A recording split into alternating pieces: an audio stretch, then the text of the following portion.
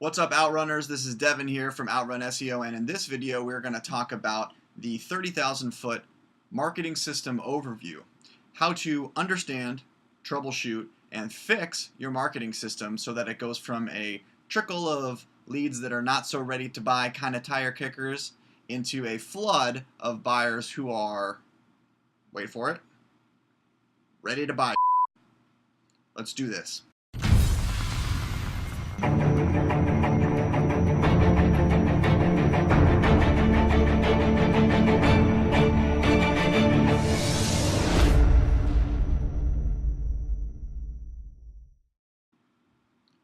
Okay, so I was doing an evaluation for a potential client the other day, and one of the questions that came up was, he asked me, how do I figure out what I even really need to know?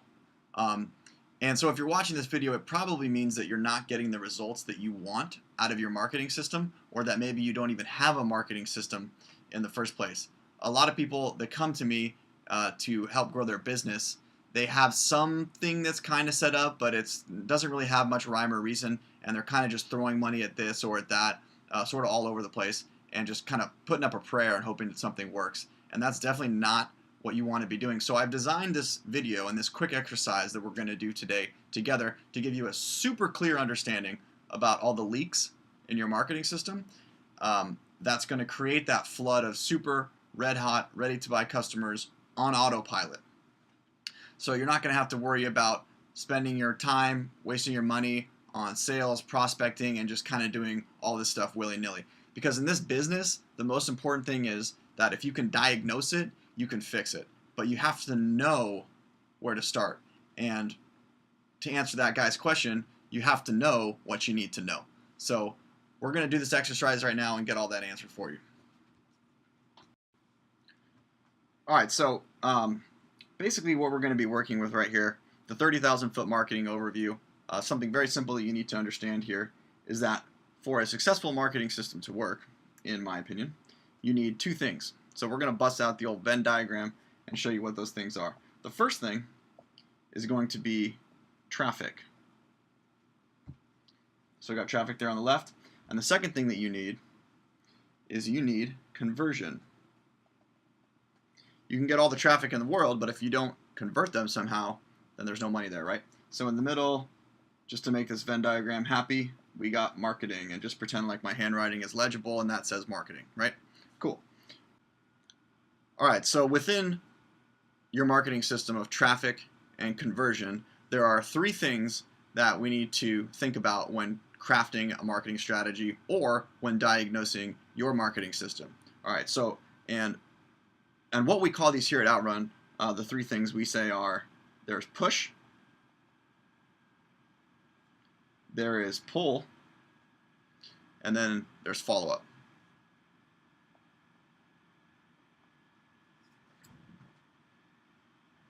That was a bug. I'm not going to edit that out though.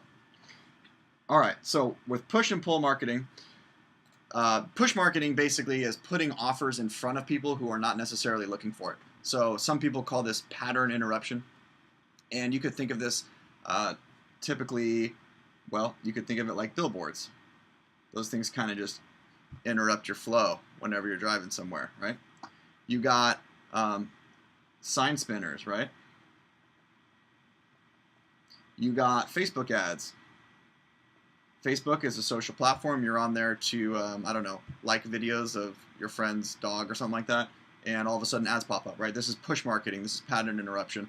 We have other things like direct mail. And we even have social media. Social media is kind of a weird one. It sort of falls in all three categories. But I'm going to put it right there and push for now to start. So pull marketing is a little bit different. The definition, or our definition, of pull marketing is being in the consumer's field of vision right when they're looking to buy something. So, for example, if I were out skateboarding and I broke my tooth or something like that, I'd probably run into the house, go on Google, and I would type in dentist Los Angeles or something like that. I'm looking for a fix to my problem that I have right now. And so if you come up in the search engines as number one, let's say, you're going to be my first choice for somebody who needs your services. So that would be pull marketing. You're positioning yourself in the consumer's field of vision when they need you, rather than trying to push your way into their life. So in pull marketing, we have, like I just said, SEO. That's one of the things. And you could probably put a little slash there and lump content marketing into that. I don't necessarily have to be looking for a dentist, but I could be searching around online for something, and you could be marketing content, and it kind of just pulls me into your brand or whatever. So we have SEO and content marketing. We also have Google AdWords, right? So if you want to show up #1 for those words, you can bid on their search engine to show up there. You can pay Google to show up there, right? I wouldn't recommend it, really. But for some businesses, it's okay, but most of the time, SEO is going to be the way to go. We'll save that for another day. Another example of pull marketing is directories. So we have 2 types of directories. There's general directories like Yelp or Yellow Pages or Thumbtack. And then you have niche directories like Wedding Wire or Legal Menu for the legal niche.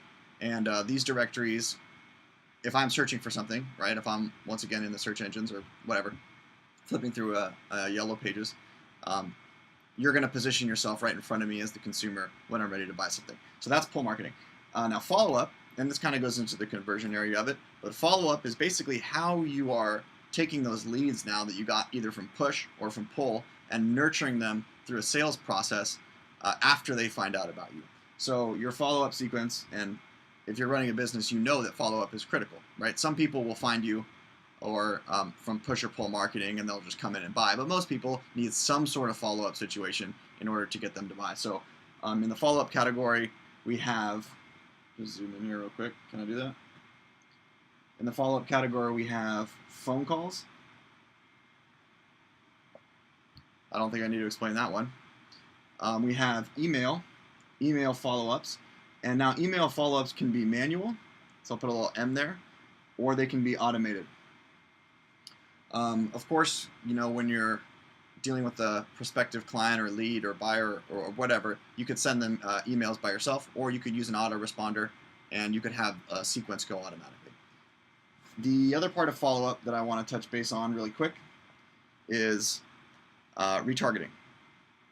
And don't worry if you don't understand retargeting. Don't worry if you don't understand how all these work. It doesn't matter. We're trying to get broad strokes here, right?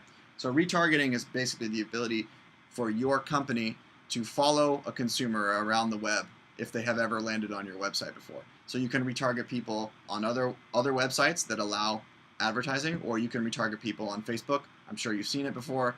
You're searching for something, you look at the product, next thing you know, you're on another website and there's an ad for that product. That's retargeting. So that's part of your follow-up sequence. So that's as basic as I can make it. We have push marketing, which once again is putting yourself in front of people who are not necessarily looking for your brand or your products at the moment. Maybe they want to be, but they're not doing that at the current time. Then we have pull marketing, which is placing yourself in a consumer's field of vision at the time they're actually looking to solve a problem they have. And then you have follow-up, which is just the process of how you're nurturing leads through the sales system or through your sales process after they found out about you. So keep that in mind as we go into the next worksheet that's going to take a couple minutes, and this is going to be one that you're going to do with me, and this is where we're going to figure out what's wrong with your marketing system and how to fix it. Okay, so now we are going to fix your marketing system. And this is something I'm calling the traffic system health test. And I took a lot of the ideas from a mentor of mine named Taki. He's the man. He knows what's up. So if you're watching this, you'll recognize some of the stuff. But super critical for any person or business owner to do when they're trying to figure out what's not working in their marketing system, or if they're trying to set one up from scratch. So what you're going to do here is take out a piece of paper and follow along with what I'm doing on the iPad, except you write down stuff that's relevant to you. I'm going to write down examples, but you're going to write down things that are relevant to you, okay? So the first thing we're going to do here is we are going to write channels up here at the top. And you're going to put a line down. And the next thing you're going to write after that is offers. And this is basically offers or freebies things that you give out for free to entice prospects to do business with you. And then we have conversion tools.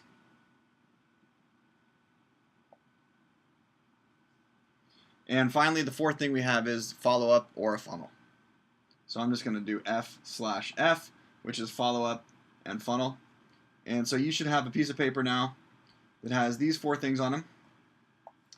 And basically what you're going to want to do here is just write a bunch of lines. So we have this kind of grid system going on. How many? Doesn't matter. Put 5. So what we're going to do here, or what you're going to do more specifically, is we're going to go column by column and figure out what your current marketing system looks like.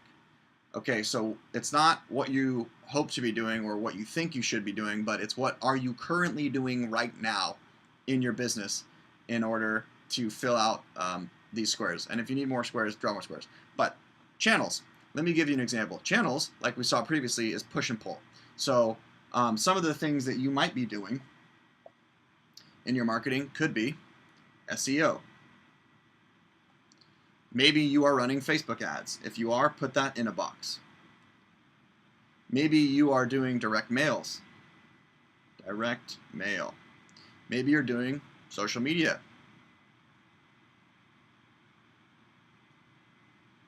What are the things that you're doing to attract people to your business, to get their attention and say, hey, yo, we exist. Come do business with us. Maybe you're putting, I don't know, flyers on car windshields. I don't know what you're doing. You know what you're doing. Write them in the channels area like that. Take a minute, pause the video, do whatever you gotta do. Fill that out. Okay. Next, we're gonna do offers and freebies. Some people call these lead magnets. Basically, what are you doing in your business that is going to entice or incentivize a potential consumer to do business with you for the first time? Things to get them to pull the trigger and buy. Some examples of this could be, maybe you are offering a free video training, kind of like we're doing Right Meow. Maybe you have coupons, or like a first-time customer discount. First-time discount. Maybe you have a free ebook. Maybe you have a demo of a software that you do, like a free trial or a demo or something like that. Free trial. I don't know what you do, but you know what you do. So pause the video, fill out this column, and then we'll move on.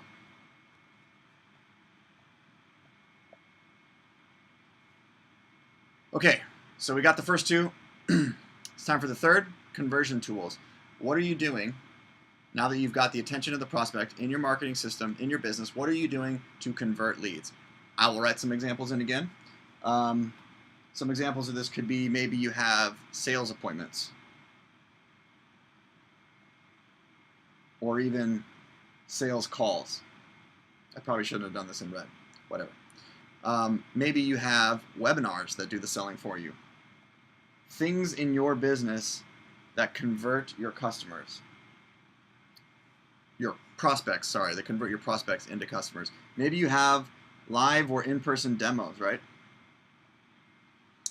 Maybe you have sales pages, like you send people to a long-form sales page.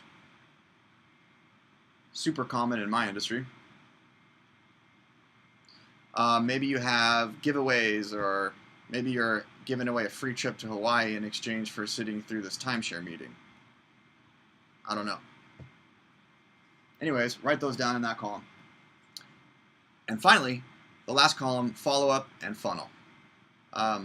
What are you doing to follow up with these prospects after you have converted them either on a small ticket item, a small purchase, or you've at least offered them some sort of incentive? For example, maybe you have coupons. You're a chiropractor and you say your first visit's $20 if you enter your email here, and the person hasn't come in yet, but they signed up. So obviously they're interested, they just haven't come in yet. What are you doing to follow up with them? Some of the things you might say could be, let's get a new color here, yellow. Some examples could be maybe you have a lead sheet that your secretary puts people's leads on and calls manually. I don't know. Lead sheet. Maybe you have automated email follow-ups. Maybe you have an autoresponder. Maybe you have SMS, text message follow-ups that are built into your business. Maybe you do retargeting, like we talked about. Write down in that column what it is that you do in your business. And now we're going to get to the money part. So take a second, pause this, fill this out, and come back with me. Okay, so this is the real takeaway that from this exercise. What you're going to do is you're going to get 3 colors. So I kind of messed up and wrote colors in here. Don't worry about it. You probably don't have that many markers anyways. But now that you know that you need those markers, go find 3 colors: green, yellow, and red. Wow, I almost forgot what's in a traffic light, because we're going to implement the traffic light system also from talking.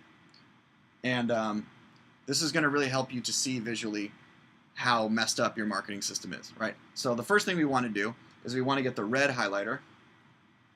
I'm going to take this paintbrush, and we are going to color in red all the things here that we are doing that aren't working very well, or not at all. So in my example, let's say that I'm trying all this stuff and my SEO company sucks, which it doesn't. So I'll color SEO red. Maybe we ran some direct mails, but we didn't get any response. My social media is not that great. And I put a bunch of flyers on cars that one weekend, but I got like no leads out of it, right? So I'll put those are red. Maybe my webinars aren't converting well.